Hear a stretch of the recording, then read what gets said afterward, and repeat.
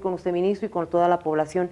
Este video que esperamos que usted lo analice, lo analizaremos con el ministro también en un mes que ha sido determinante para nosotros este año de elegir a nuestras autoridades, pero que si retrocedemos en el tiempo vamos a encontrar algunos actores y protagonistas que generaron mucho luto en nuestro país y que ahora, coincidentemente, se manifiestan. Vamos a ver el video.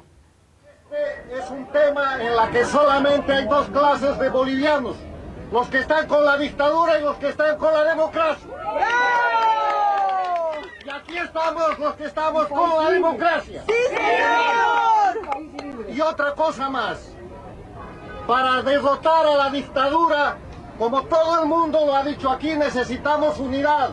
Pero la unidad no es de boca para afuera, no es de dientes para afuera, es unidad entre la gente que puede pensar diferente, que puede querer o no querer a la política, que puede ser de derecha o de izquierda, que puede ser rico o pobre, que puede ser ex-masista. Unidad entre los bolivianos que no tienen nada que ver con las diferencias que el castrochavismo ha querido implantar en nuestra patria Bolivia. ¡Bravo! ¡Así es! ¡Así es! Esa unidad es la necesaria para derrotar a la dictadura, porque una de las herramientas de la dictadura para mantenerse es dividirnos por cualquier motivo. Así sea. Recuerden ustedes que la dictadura ha llevado a Bolivia la lucha regional, la lucha de raza. ¿Desde cuándo Bolivia es racista? Si todos somos bolivianos, todos somos mestizos, más blancos o más oscuros, bolivianos. Así es. ¿Desde cuándo hay diferencias en Bolivia? Desde los del oriente y del occidente. ¿Desde cuándo Evo Morales puede ser autorizado a repetir los crímenes del 2008 y del 2009, cuando masacró en El Porvenir, en Pando, masacró en Santa Cruz, en el Hotel Las Américas, masacró en Sucre, en La Calancha, masacró en Cochabamba, diciendo que había separatismo, cuando en verdad lo que hacían los patriotas, que ahora están muertos, presos o exiliados, era defender la República de Bolivia, que Evo Morales ha liquidado para imponer su Estado castrochavista, que llama Estado plurinacional? ¡Fuera Evo! No quiero decir más nada, porque este es un acto ciudadano. Mi invocación es a la unidad, pero a la unidad de verdad. Cuando derrotemos la dictadura y regrese a Bolivia la democracia, entonces nos vamos a exigir cuentas entre todos. Y yo voy a ser el primero en dar y en pedir cuentas. Bien, como acabamos de ver, el video se ha realizado en los Estados Unidos. Carlos Sánchez Berzaín, ex ministro de Gonzalo Sánchez de Lozada, que huyó precisamente el 2003 por la masacre de octubre, que estamos recordando precisamente en este mes. Ministro, ¿qué le dice estas palabras? Hablan de unidad, pero coincidentemente no es la primera vez que aparece don Carlos Sánchez Berzaín. Esto significa que hay una articulación en Bolivia y a nivel internacional para evitar precisamente que se consolide la victoria del presidente Evo Morales en las últimas elecciones. ¿Cómo lo ve? Sí, evidentemente estamos en un escenario de conspiración, ¿no? Conspiración contra la democracia, conspiración contra las elecciones, conspiración contra el proceso de cambio. ¿Quiénes son los conspiradores? Los que se sienten incómodos con que Bolivia haya alcanzado autonomía e independencia económica, que haya alcanzado democratización social, que haya reducido los índices de inequidad, de asimetrías sociales, ¿no es cierto? Y que haya profundizado significativamente sus niveles de democracia. El señor Sánchez Berzaín es el extremo de la inverosimilitud. Aparece dándonos clases de democracia, de derechos humanos y hasta de moral, ¿no es cierto? ¿Quién es Sánchez Berzaín? Primero, es quien ha participado protagónicamente en el diseño estratégico de este esquema conspirativo. No lo ha hecho, como dice usted, Iván, ahora. Lo viene haciendo de manera recurrente, ¿no es cierto? Es quien ha ido señalando los lineamientos políticos a través de los cuales debe actuar la derecha en nuestro país. porque es importante que caractericemos a los actores políticos. Ya no estamos hablando simplemente de unos actores políticos de oposición en términos abstractos, unos actores políticos que se presentan como supuestos defensores de la democracia. Estamos hablando de la derecha neoliberal más extrema, más ortodoxa, que ha gobernado nuestro país durante 20 años, que ha entregado la explotación de los recursos naturales a las empresas extranjeras, que ha externalizado el excedente económico, que ha profundizado los niveles de inequidad social y que luego ha vulnerado los derechos humanos de los bolivianos y bolivianas, llegando a su máximo extremo en la masacre producida en la ciudad del Alto el año 2003, que tiene como antecedente Febrero Negro, donde se enfrenta a la policía y a las Fuerzas Armadas, luego de que el régimen de turno, donde Sánchez de Lozada era el presidente, Carlos Mesa era el vicepresidente y Carlos Sánchez Berzaín era el ministro de gobierno, el régimen de entonces decide no solamente mantener congelados los salarios, sino además inventa, por instrucción del Fondo Monetario Internacional, un impuesto al salario, con lo que el salario aún se reducía más, se rebela el pueblo boliviano, se enfrenta con armas de fuego a la policía y a las Fuerzas Armadas por decisión del régimen, y luego en octubre que llega el máximo nivel de violencia estatal, donde el señor Sánchez Berzaín, en su condición ya de ministro de Defensa, ¿no es cierto?, ordena disparar a mansalva a los bolivianos movilizados por la defensa del gas, la economía popular, y que invocaban la convocatoria de una asamblea constituyente. O sea, la persona que ha huido de este país por un genocidio en el cual tiene directa responsabilidad, la persona que ha ordenado disparar, eliminando físicamente a decenas de bolivianos, especialmente en la ciudad del Alto, además con más de 500 heridos, con muchas personas desaparecidas, presas, torturadas. Esa es la persona que ahora habla de democracia, es la persona que habla de respeto a los derechos humanos. Pero además tilda al gobierno del movimiento al socialismo como un narcoestado, ¿no es cierto? El mismo señor que, en función de ministro de gobierno, desde su despacho autorizó la salida de un avión particular con matrícula boliviana rumbo al Perú, sin tener potestad para ello, porque los trámites de licencia de vuelos nacionales o internacionales no correspondían, nunca han correspondido al Ministerio de Gobierno, se corresponde al Ministerio de Defensa, ¿no es cierto? En función de ministro de Gobierno, autorizó la salida de un vuelo, de un avión particular, y este avión fue interceptado en Lima con 4 toneladas de droga. Es el caso conocido como narcoavión. No, que eran los casos recurrentes de un sistema político que había sido penetrado, además por el narcotráfico. ¿Qué es lo importante de todo esto, Iván?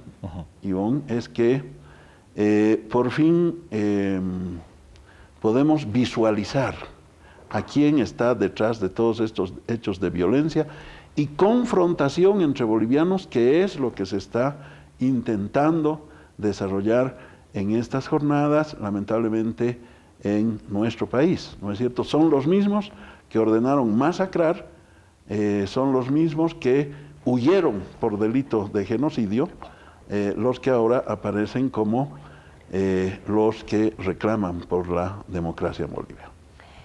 Ministro, hay uno cuando ve esas imágenes, y cuando compartamos enseguida, vamos a compartir un tuit también, vamos atando cabos, ministro, en un discurso similar que se replica hoy en nuestro país de algunos líderes de oposición, de algunos candidatos, de algunos políticos que están generando seguramente todo aquello. Vamos a compartir, por favor, un Twitter que lo vamos a poner en pantallas. El Twitter es de el señor Branko Marinkovic, que dice: la elección fue fraudulenta, eso lo sabe el mundo, no basta solo la segunda vuelta, se tiene que repetir sin el candidato ilegítimo e ilegal para también sacar a sus parlamentarios fraudulentos. ¿Coincide esto, ministro, con lo que habíamos visto, las declaraciones del señor Sánchez Berzaín, y coincide también con algunas declaraciones que hacen algunos políticos acá en nuestro país y que se está generando en estos días tanta violencia? Sí, definitivamente. Es bueno recordar que el señor Branko Marinkovic fue presidente del Comité Cívico Pro Santa Cruz entre los años 2005 y 2008, 2006 y 2008, ¿no es cierto? Esta persona es la que contrató mercenarios croatas para atacar a líderes sociales, líderes políticos vinculados al proceso de cambio en Bolivia. Diseñaron un plan para confrontar el Oriente con el Occidente, diseñaron un plan para provocar una guerra civil y de esa manera justificar una intervención externa a través de los cascos azules. Diseñaron un plan separatista para partir Bolivia en dos, la denominada Nación Camba y el Collao. Branko Marinkovic es una persona que buscó a los mercenarios croatas que actuaron en el proceso separatista divisionista de la ex Yugoslavia, ¿no es cierto?, que se dividió entre Croacia y Serbia.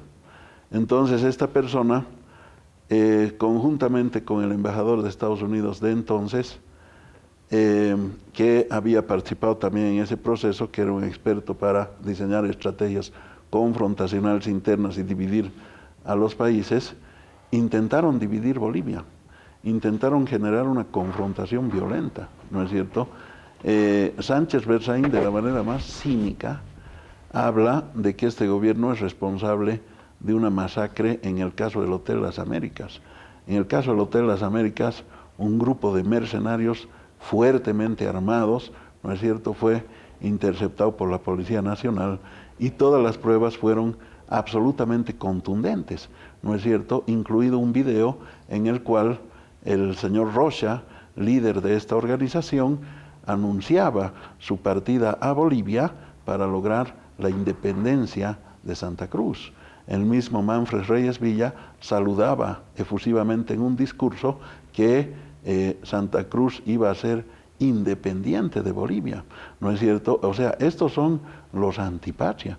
Imagínese, Branko Marinkovic, que ha escapado de Bolivia por tener cuentas pendientes con la justicia, por haber protagonizado el hecho del separatismo, ¿no es cierto? Ahora tiene la osadía de decirle al pueblo boliviano que hay que desalojar al gobierno, desconocer las elecciones, en fin, o sea, ¿qué saben de democracia estos señores cuando promovieron el separatismo? Ministro, en estos días, Carlos de Mesa, que usted recordaba que gobernó con Gonzalo Sánchez de Lozada y fue parte también con Carlos Sánchez Berzaín de ese gobierno, el año 2002 ganó el MNR y gobernó Gonzalo Sánchez de Lozada, Carlos Mesa, y luego también Carlos Mesa continuó después de la renuncia de Gonzalo Sánchez de Lozada. En estos días el señor Carlos Mesa ha hecho convocatorias a hacer una resistencia alrededor primero de los tribunales departamentales electorales, donde se ha visto violencia, ministro. Violencia inusitada, quema de los tribunales departamentales electorales. ¿Usted cree que a estas alturas, ministro, el señor Carlos Mesa es el responsable de lo que está sucediendo? ¿Cómo evalúa usted después de ese llamado y que se produzcan estos actos de violencia? Claro, cada uno a la larga tiene que asumir su responsabilidad política y todas las responsabilidades emergentes de sus acciones, ¿no es cierto? Carlos Mesa ha formado parte del esquema neoliberal, ha sido un promotor de la denominada capitalización, la privatización de las empresas estratégicas del Estado, fustigó al presidente Evo Morales, intentó estigmatizarlo, generó un odio racial hacia el presidente Evo Morales cuando él había planteado una ley de hidrocarburos que cree una regalía que permita recuperar el excedente económico de las empresas petroleras por las utilidades generadas por el aprovechamiento del gas. Recordemos que en esos años, ¿no es cierto?, la privatización de yacimientos petrolíferos fiscales bolivianos había determinado que el 82% de las utilidades beneficiaba a las empresas extranjeras, a las que además se las convertía en propietarias privadas absolutas del gas de los bolivianos. Y solamente el 18% se transfería al Estado boliviano por renta petrolera. En el momento en que el pueblo boliviano movilizado, Evo Morales, dirigiendo esas movilizaciones, planteó una modificación a la ley de hidrocarburos para recuperar el excedente económico, igualmente se manejó el discurso de que Evo Morales era un terrorista, era un asesino, que era enemigo del pueblo boliviano, se manejó un discurso racista, ¿no es cierto? Evo Morales fue terriblemente estigmatizado y el señor Carlos Mesa se negó a promulgar la ley de hidrocarburos que había sido propuesta por el movimiento del socialismo en función esa vez el señor Mesa de presidente de la República de Bolivia. Indudablemente que Mesa luego, que igual que Sánchez de Lozada y Sánchez Berzaín, resistieron hasta lo último la posibilidad de que el pueblo boliviano recupere la propiedad sobre sus recursos naturales, recupere el control del excedente económico, recupere en última instancia su soberanía y su dignidad, porque cuando nosotros no teníamos la propiedad de los recursos naturales antes de la nacionalización, no éramos un país autónomo ni libre. Ellos nunca han sido gobiernos autónomos, ¿no es cierto? Siempre han sido gobiernos títeres, han sido gobiernos absolutamente subordinados a Estados Unidos, a los intereses de las empresas transnacionales, al Fondo Monetario Internacional, a la Embajada Norteamericana, ¿no es cierto? Es lo mismo que está sucediendo ahora en Chile, es lo mismo que está sucediendo en Ecuador, ¿no es cierto?, donde estos países, por las decisiones que les ha impuesto el Fondo Monetario Internacional de privatización de sus sectores estratégicos, incremento de impuestos, eliminación de subsidios a los carburantes, ¿no es cierto?, han desatado una tremenda crisis económica y social contra su población, ¿no es cierto? Entonces el señor Mesa, que viene de esa escuela, que no es libre para tomar decisiones porque él está amarrado a intereses extranjeros de empresas transnacionales, ¿no es cierto? Él está subordinado a Sánchez Berzaín, quien es el cerebro que está dirigiendo esta estrategia de confrontación violenta entre bolivianos y bolivianas. Ahora mismo es el que ha convocado a la confrontación. O sea, antes de las elecciones ya hablaban de fraude. 6 meses antes de realizarse las elecciones decían que iba a haber fraude. 6 meses antes de las elecciones, o bueno, todo este último año, intensificaron sus movilizaciones contra la democracia, ¿no es cierto? Denostaban al órgano electoral, decían que había fraude, en fin. Y una vez realizadas las elecciones nacionales, ¿no es cierto?, resulta que el movimiento del socialismo, el binomio Evo Morales-Álvaro García Linera, gana en 292 de 339, 272, perdón, de 339 municipios en el país, gana en 6 departamentos y en los otros 2 departamentos pierde por un escaso margen. En un solo departamento la diferencia es mayor en términos de votación. Obtiene un triunfo con mucho más de 600,000 votos, ¿no es cierto? Y si se ciernen dudas sobre el proceso electoral boliviano, el presidente Morales ha planteado ayer, vamos a una auditoría que le haga un organismo externo como la Organización de Estados Americanos, que participen cualquier experto y que acrediten sus delegados cualquier país, ¿no es cierto?, que quiera participar, que sea Estados Unidos el primero en acreditar a su delegado, o Brasil o Colombia, ¿no es cierto? Ha pedido el presidente que esa auditoría revise voto por voto, revise acta por acta, revise recinto por recinto, revise municipio por municipio, departamento por departamento, la votación que ha expresado el pueblo boliviano en las elecciones del 20 de octubre, ¿no es cierto?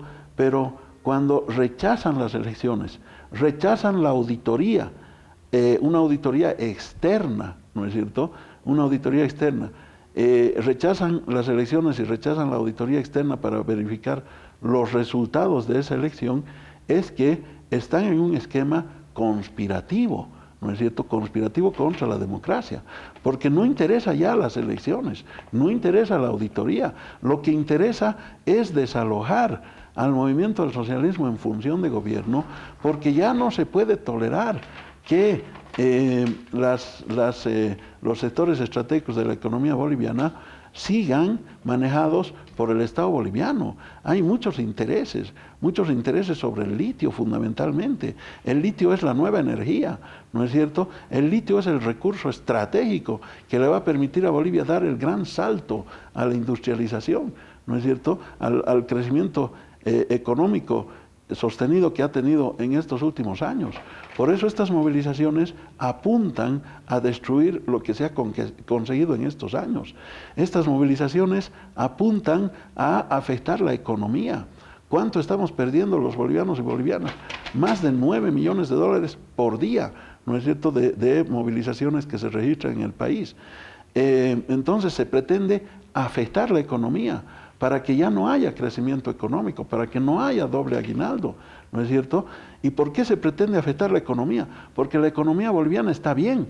Es el país que en los últimos 10 años, en 6 oportunidades, ha tenido crecimiento económico en términos vanguardistas en Latinoamérica. Ha sido primero en Latinoamérica, por encima de Estados Unidos, Canadá, Brasil, Argentina, México, Colombia, primero en Latinoamérica en crecimiento económico, 6 veces en los últimos 10 años. Esta gestión también ha mantenido un ritmo de crecimiento económico vanguardista en Latinoamérica que se lo está intentando erosionar. ¿Por qué se quiere afectar y golpear la economía nacional? Para decir, ¿no es cierto?, que en este país hay crisis, pero además se pretende generar una crisis política ya no contra la gobernabilidad, sino se apuntala a provocar una crisis de Estado. Para eso, para provocar una crisis de Estado, ¿cuál es la estrategia? Generar violencia, enfrentar a los bolivianos y bolivianas entre sí, y se acude a la movilización de sentimientos raciales. Es una movilización con contenidos profundamente raciales. Se activa en el mensaje un mensaje de odio racial, ¿no es cierto? Eso es no solamente perverso, sino es irresponsable. Se pretende enfrentar a las ciudades con el campo, al mundo urbano con el mundo rural. Eso es muy difícil, ¿no es cierto? Porque obviamente en el mundo urbano tenemos una presencia también bastante representativa del movimiento del socialismo en las zonas periféricas, en los bolsones obreros, qué sé yo, de nuestras ciudades, pero lo que está sucediendo, por ejemplo, en Santa Cruz, es realmente preocupante, que un grupo de vándalos contratados vaya a provocar en Montero anoche, en la zona de Cofadena, vaya a provocar a familias humildes, o que unionistas munidos de palos, ¿no es cierto?, de elementos contundentes, vayan a atacar inclusive instrumentos punzocortantes, vayan a atacar a los ciudadanos que habitan en el Plan 3000 en Santa Cruz, ¿no es cierto? Entonces, realmente esto es preocupante, hay que decirlo con nombre y apellido, es una violencia, un ataque a la democracia, al Estado boliviano, es un ataque racial, ¿no es cierto?, que está buscando confrontación porque han perdido las elecciones. Estos señores saben y son conscientes de que han perdido las elecciones Y si no han perdido las elecciones, ¿por qué se oponen entonces a la verificación en la auditoría? ¿No es cierto? El señor Mesa, que hizo quemar los papeles, los registros de los gastos reservados, ahora manda a hacer quemar los tribunales electorales. Intentaron quemar los votos donde se expresaba la voluntad del pueblo boliviano para hacer desaparecer las evidencias, así como hicieron desaparecer las evidencias de los gastos reservados.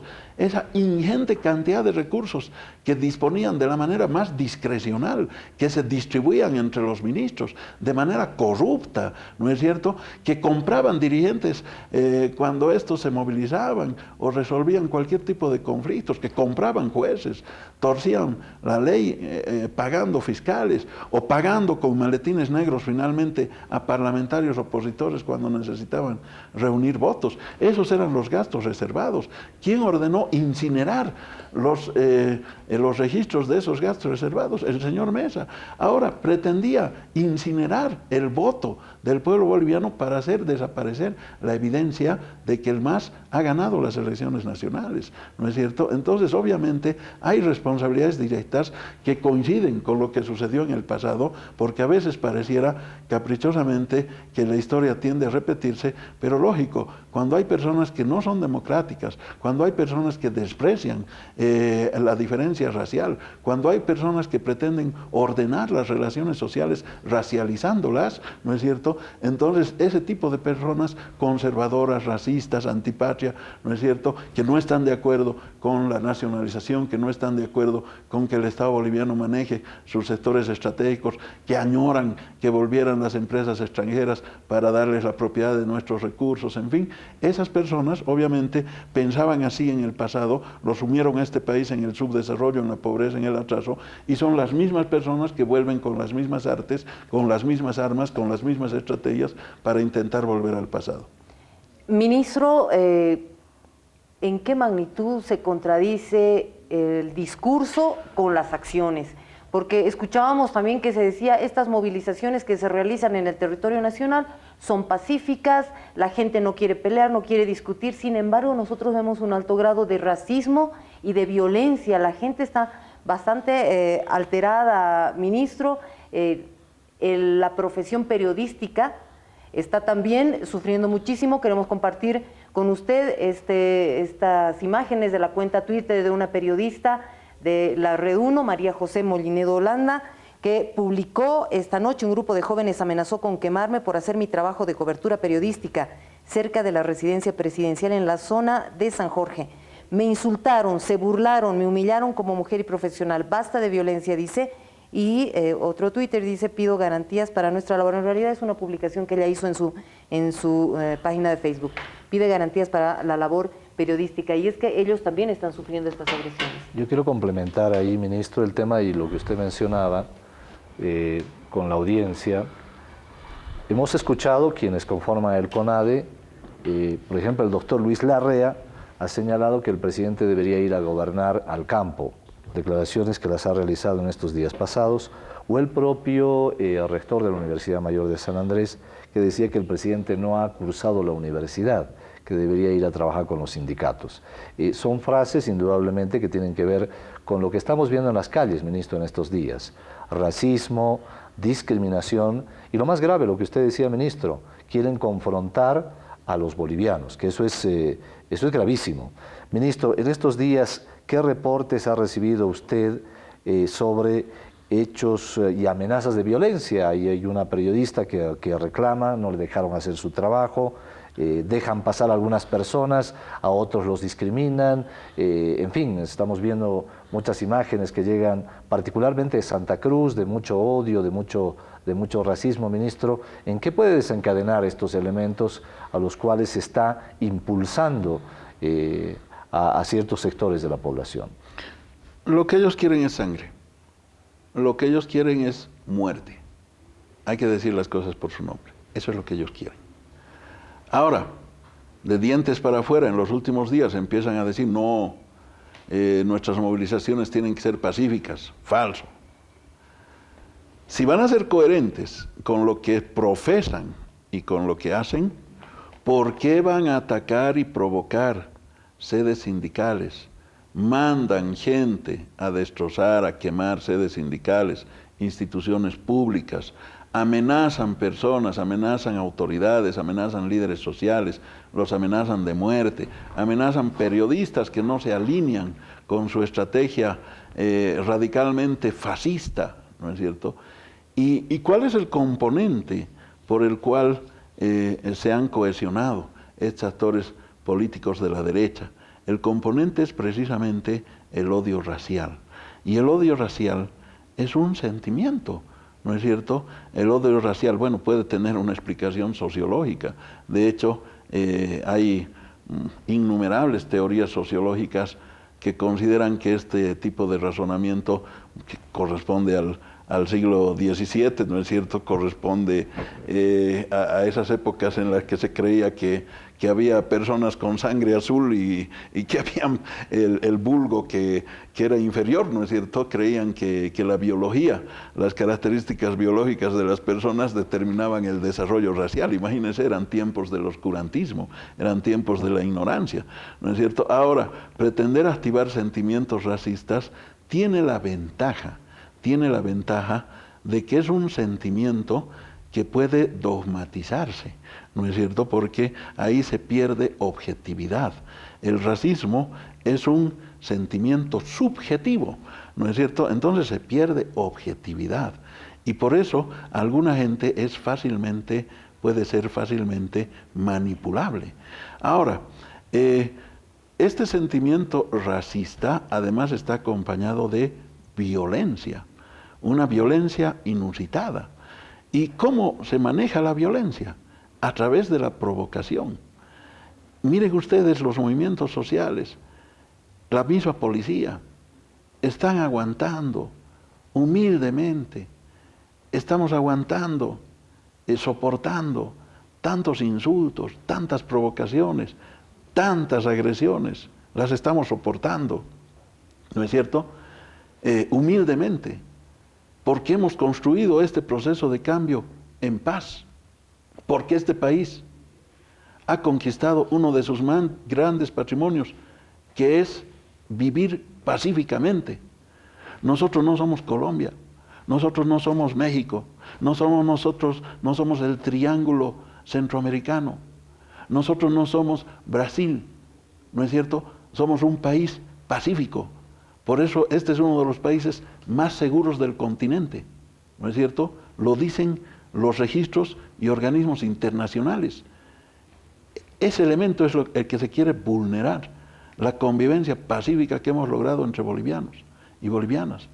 En los últimos 14 años hemos desarrollado profundas transformaciones estructurales en la organización de nuestra vida colectiva y nos ha ido bien, nos ha ido bien. Es decir, hemos crecido económicamente, como Estado, como pueblo, como familias, ¿no es cierto? En los últimos años hemos alcanzado dignidad y soberanía, estamos industrializándonos, tenemos una agenda del Bicentenario para completar el gran salto a la industrialización y a la universalización de los servicios básicos. Y resulta que todo esto se pretende quemar, que todo esto se pretende agredir a palos, ¿no es cierto? Si van a ser coherentes con su discurso, ¿por qué mandan unionistas a golpear collas en el Plan 3000 o en la Villa 1 de Mayo o en Los Lotes o anoche en Cofadena, en el barrio de Cofadena, en Montero? ¿Por qué van con estos mercenarios contratados, con estos drogodependientes? Van a atacar hace algunos días Satélite Norte, en Guarnes, en Santa Cruz. ¿Por qué en todo el país se provoca a los campesinos? ¿Por qué van a atacar la sede de la Federación de Pueblos Originarios en Sucre, la Federación de los Campesinos del Trópico en la ciudad de Cochabamba? ¿No es cierto? Y así una innumerable larga lista. Entonces, ¿por qué han llegado al extremo de contratar sicarios en Pando? Han contratado sicarios en Pando, hay que decirlo con nitidez y claridad. Han contratado sicarios, 6 personas han sido detenidas con antecedentes de haber cometido asesinatos, ¿no es cierto? Han disparado a la policía El chaleco antibala es el que ha salvado la vida de un policía en Pando, pero a otro policía le han hundido el cráneo a palos, ¿no es cierto? Le han hundido el cráneo a palos y es un policía que está en estado de coma. ¿Qué deben responder estos señores? ¿Qué deben decirle al pueblo boliviano sobre estas acciones sangrientas y criminales? ¿No es cierto? ¿Por qué resulta que están convocando a la toma de instituciones públicas para mañana? Que lo sepa el pueblo boliviano, se está convocando a la toma de instituciones públicas para mañana, ¿no es cierto? Esa es una conspiración golpista, ese es un golpe de Estado puro, ¿no es cierto? Esa ya no es una acción política democrática. Entonces, sáquense la careta, pelen capucha, ¿no es cierto? Preséntense como lo que son. Son unos fascistas, son unos antidemocráticos y son unos racistas los que nos están atacando, ¿no es cierto? Entonces, lamentablemente, todo lo que ha sucedido en estos días no es simplemente un criterio nuestro. Podemos ver las imágenes, los atentados en todo el país que se han producido. Podemos ver algunos videos, algunas imágenes, si nos pueden acompañar. La primera agresión fueron a quemar el órgano electoral de Santa Cruz el 18 de diciembre del año pasado, mucho antes de las elecciones. Quemaron el órgano electoral de Santa Cruz. ¿Y sabe qué? ¿Sabe qué, Iván? Mire la paradoja. Después de haber quemado el órgano electoral de Santa Cruz, decían que me iban a interpelar como ministro de gobierno por no haber mandado a la policía a proteger el órgano electoral. ¿Sabe qué hubiera pasado si yo mandaba a la policía en Santa Cruz en esa jornada que fueron a atacar el órgano electoral? Hubiera habido confrontación y probablemente hubiera habido un muerto, ¿no es cierto? Me iban a interpelar porque no había policía, porque retiramos a la policía para evitar confrontación y no caer en esa trampa. Entonces por eso me querían interpelar. Estaban tremendamente frustrados porque quemaron el órgano electoral, pero no lograron muertos, ¿no es cierto? Luego atacaron a los masistas sistemáticamente en varios lugares del país, especialmente en Santa Cruz. Golpearon a patadas, apalearon masistas en el Segundo Anillo, ¿no es cierto? Quemaron las casas de campaña del MAS, las incineraron, golpearon mujeres embarazadas y niños que estaban siendo atendidos en un centro médico de atención popular auspiciado por uno de los candidatos del movimiento al socialismo, ¿no es cierto? Independientemente de que no se cansan todos los días de amenazar a los dirigentes, a los parlamentarios electos, a algunas autoridades, no se cansan todos los días cobardemente de mandarles mensajes a sus celulares diciendo que los van a matar, que van a matar a sus familias, porque son amaindios, porque son amacollas, porque son masistas, porque son masimulas, porque son llamas del occidente. Ese es el lenguaje que utilizan, ¿no es cierto? Convocan permanentemente a la confrontación, lo hacen a través de las redes sociales. Ahí están las pruebas de los hechos. Todo esto lo estamos registrando, todo esto lo estamos filmando, todo esto lo estamos sistematizando, porque todo esto tendrá que ser procesado por el Ministerio Público en algún momento, porque no somos un estado de anomia, somos un estado donde hay instituciones, donde hay normas, porque los bolivianos y bolivianas hemos pactado unas reglas de convivencia colectiva en una asamblea constituyente democráticamente, y las reglas de la Constitución y del Estado de Derecho tienen que respetarse, ¿no es cierto? Todas esas imágenes, los ataques, las quemas, el órgano electoral de Santa Cruz, el órgano electoral de Chuquisaca, el órgano electoral de Potosí, el órgano electoral en Santa Cruz 2 veces, ¿no es cierto? Han sido atacados, agredidos y lógicamente se ha pretendido igualmente.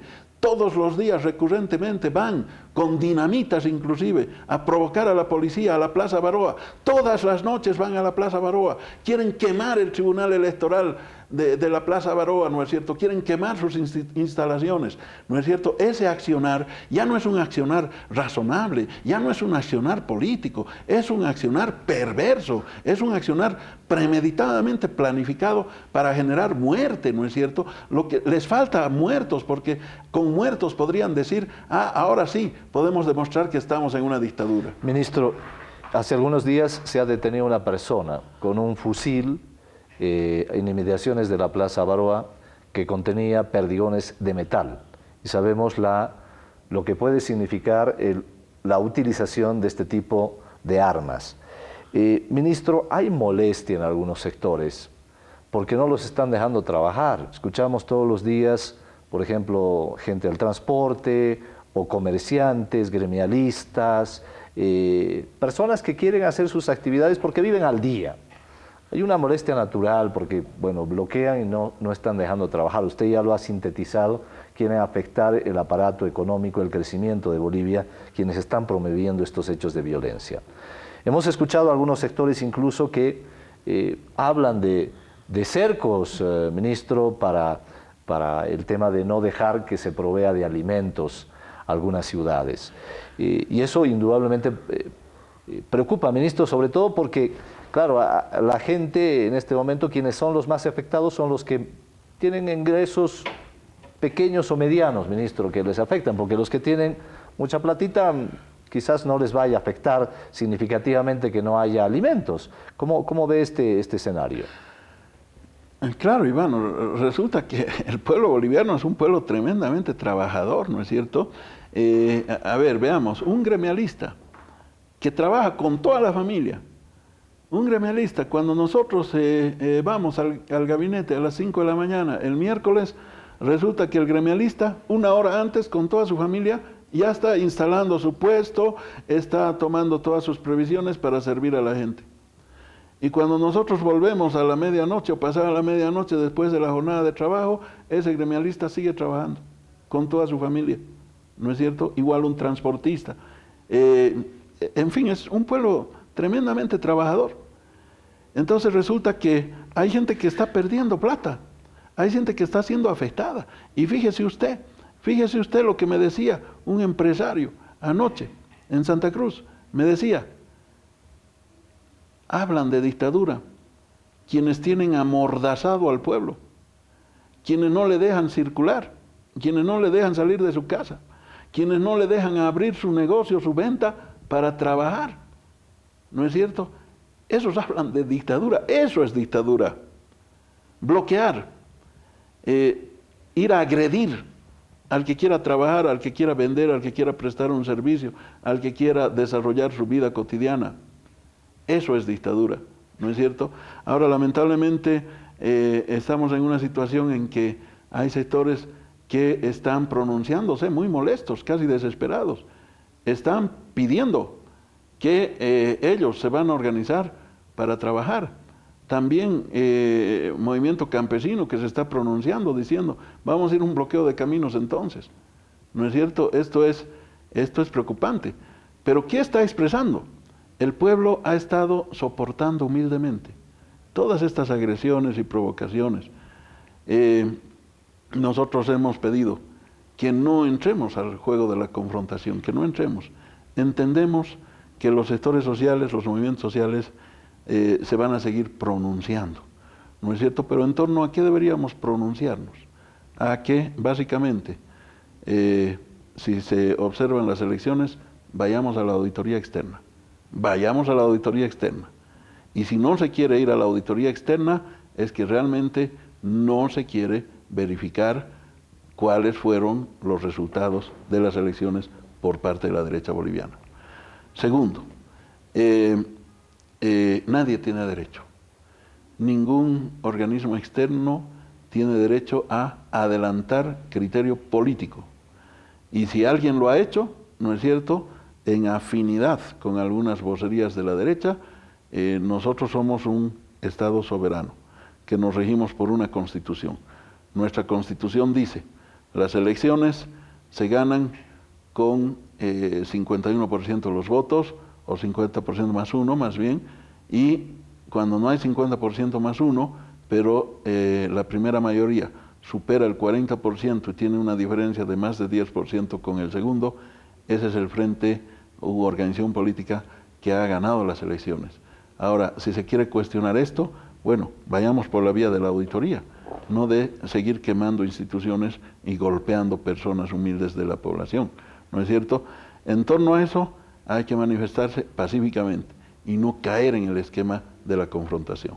Pero, ministro, estamos viendo que el presidente ya ha solicitado una auditoría, las autoridades han solicitado formalmente la auditoría, la Organización de Estados Americanos ha aceptado la auditoría, incluso se ha invitado a otros países.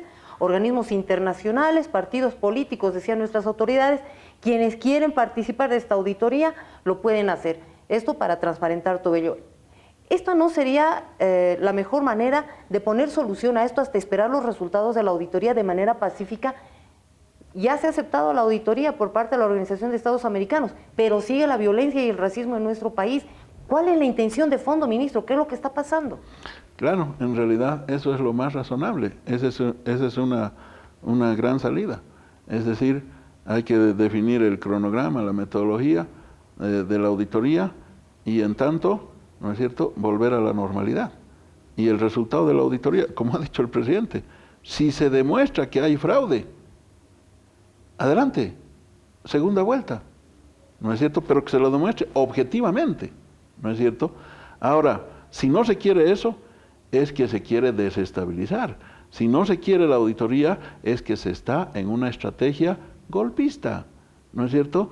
Lo han dicho estos denominados cabildos que se han desarrollado en Sucre y en Cochabamba en los últimos días, han dicho que ya no les interesa en realidad ni la segunda vuelta, ni que se anulen las elecciones, ni la auditoría, ya no les interesan las elecciones mismas. Están llamando gente a venir a La Paz para mañana para confrontar, dice que van a tomar las instituciones públicas, dice que van a desalojar al gobierno, dice que hasta el martes este gobierno se va a ir de la Casa Grande del Pueblo, en fin, ¿no es cierto? ¿Eso qué es? Es una convocatoria a un golpe de Estado, ¿no es cierto? Antes los golpes de Estado eran con militares, ¿no es cierto?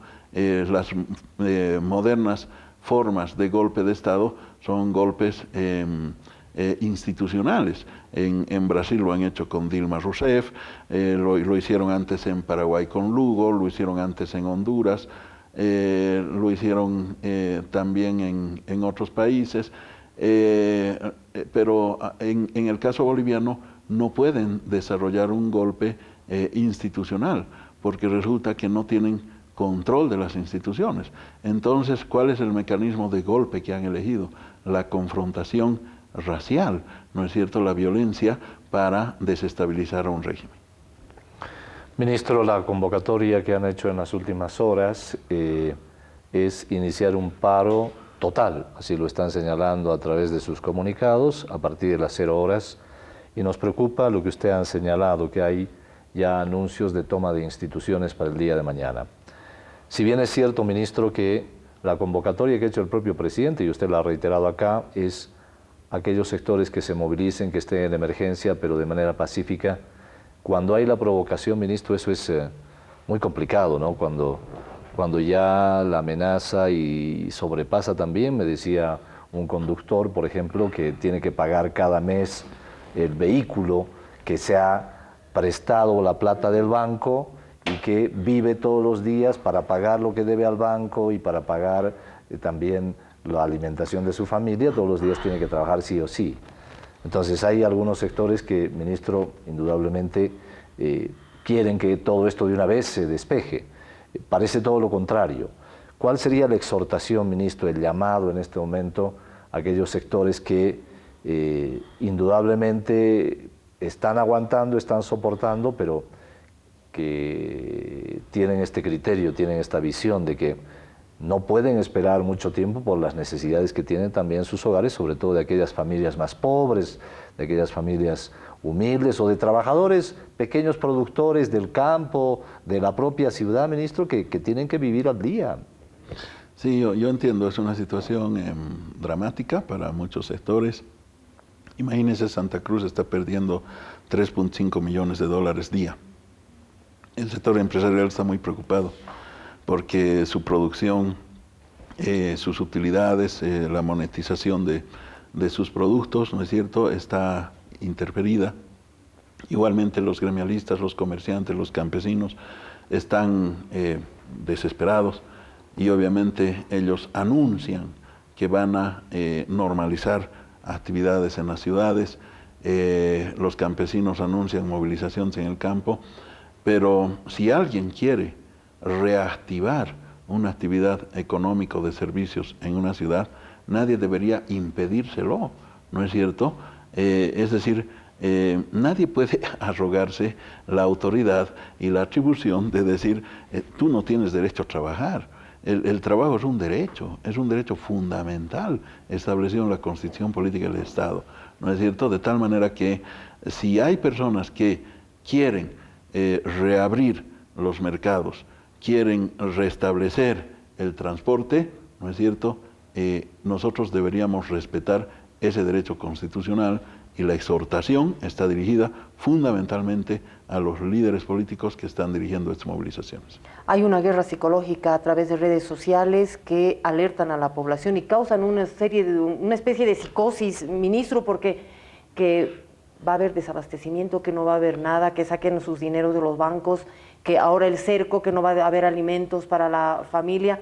Veíamos los días pasados, ministro, los supermercados repletos de gente, los carritos con un montón de productos, porque la gente realmente está viviendo una guerra psicológica que le están imponiendo de susto, y ellos, bueno, la gente tiene que precautelar la seguridad de su familia, y por supuesto este papel de las redes sociales juega un rol importante dentro de toda la sociedad que está todo el tiempo leyendo todas esas cosas y asustada por lo que pueda pasar. Sí, hemos soportado de manera sistemática en los últimos 14 años esta guerra sucia, esta guerra psicológica, tal vez mucho más tiempo hacia atrás, pero digamos como gobierno, porque lo de siempre, ¿no? Que se iba a quitar la propiedad privada, que el que tenía un departamento de 3 dormitorios, si utilizaba 2, le iban a meter a un indigente en el tercer dormitorio, que los niños le iban a quitar a sus padres para enseñarles comunismo en unos galpones y los iban a visitar solo los fines de semana, que se iban a cerrar los colegios privados, las universidades privadas, que se iban a cancelar las religiones, que se iban a destruir las iglesias, que iba a haber aislamiento económico, que por la nacionalización no se iban a hacer juicios, se iba a quebrar el país, que iba a haber hiperinflación, que iba a haber corrida bancaria. Todos estos años hemos soportado todo eso, ¿no es cierto? Y ahora dicen que ven nacionalización, que va a haber desabastecimiento, que esto, que lo otro. A la población la golpean todos los días, la golpean con desinformación, muchas veces mediática, la golpean con estas redes sociales que se manejan de manera perversa, ¿no es cierto? Generan psicosis, no quieren que la población boliviana viva en paz, ¿no es cierto? Alarman a la población innecesariamente. Entonces, obviamente, yo soy uno de los convencidos de que la política no puede ser antitética frente a la ética, y lo que hay que demandar es el restablecimiento de la ética en la política. Bien, ministro. Queremos agradecerle haber compartido unos minutos. De todas maneras, la policía va a resguardar el trabajo que se va a hacer, sobre todo para precautelar la seguridad, tomando en cuenta también que si mandan policías, y usted lo decía, ministro, se quiere generar algún elemento para después decir y buscar un muerto, y eso es muy grave. Sí, efectivamente yo quiero saludar el trabajo de la policía, ha sido un trabajo muy profesional, ha sido un trabajo muy sacrificado. Tenemos una alta cifra de policías heridos. Yo quiero decirles a sus familias que esas familias van a ser asistidas, van a ser apoyadas, pero lógicamente también quiero subrayar, el trabajo de la policía ha sido de contención, ¿no es cierto? Se puede observar, es un trabajo de contención y contención y contención, resistencia, les echan pintura, les lanzan dinamita, les apedrean y resisten valientemente y contienen y contienen y contienen. No es lo que está sucediendo, por ejemplo, hoy mismo en Chile, ¿no es cierto? En Chile, ¿en cuánta cifra de muertos estamos? Estamos en 18 muertos, si no estoy equivocado, el último muerto es un niño, ¿no es cierto? ¿Y por qué? ¿Por qué hay tantas muertes? Porque allá sí hay represión. ¿Y por qué hay represión? Por el precio del transporte, porque la gente ha salido a resistir el tarifazo al servicio público, ¿no es cierto? Porque ahora el neoliberalismo o te impone impuestos o te impone tarifas. ¿Por qué te impone impuestos o por qué te impone tarifas o te elimina subsidios el neoliberalismo, porque obviamente como las ganancias de las empresas estratégicas se van solamente para las empresas transnacionales, entonces ese hueco económico pretenden sustituirlo con tarifas, impuestos y eliminación de subvenciones. ¿Y quién paga ese costo? La población social, ¿no es cierto? Eso ha sucedido en Ecuador y en Chile, ¿no es cierto? Ahí sí se presenta una situación de crisis económica. ¿Y por qué hago significación de esto? Porque luego las protestas populares se reprimen violentamente, ¿no es cierto? Todo eso no ha sucedido en Bolivia en todos estos años y todo eso es precisamente lo que seguimos defendiendo ahora. Ministro, gracias por estar con nosotros. Gracias. Bien, nosotros queremos agradecerles habernos acompañado estos minutos y como siempre hay que llamar a la reflexión, ¿no? No incitar a la violencia, a la confrontación, pero indudablemente que hay gente que necesita trabajar, que necesita su pan del día y creo que también tiene que ser una profunda reflexión esos escenarios en quienes están conduciendo en este momento a sectores y quienes están tomando la responsabilidad de lo que significa también enviar a las calles a personas a protestas. Eso significa responsabilidad de asumir lo que puede pasar. Bien, Ivonne, nos vamos. Nos vamos, que tengamos una buena semana, nos reencontramos el próximo domingo en otra emisión del Pueblo es Noticia. Buenas tardes.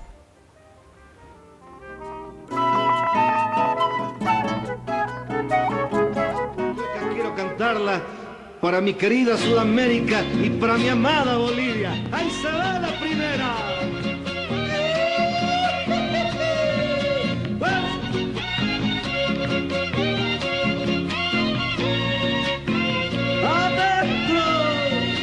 Rojo, amarillo y verde es el tono de mi voz. El Pueblo es Noticia.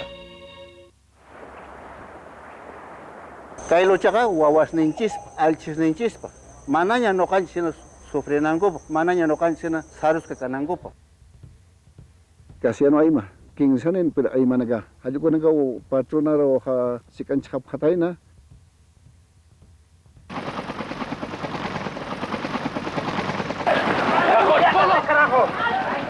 Por aire, por tierra, ejército, como padres. ¡Pierda, pierda ese carajo! ¡Pierda ese carajo! Derechos han reprimido a nosotros. En Parlamento yo he visto, habían sido patrones, terratenientes, son descendientes de los extranjeros. Él, con la actitud de sentirse y arrogarse, representante de aymaras, quechuas. Porque no es un problema político. Este señores nunca va a preocupar de nosotros. Para que Bolivia no sufra hambre, dependemos pues de la ayuda americana.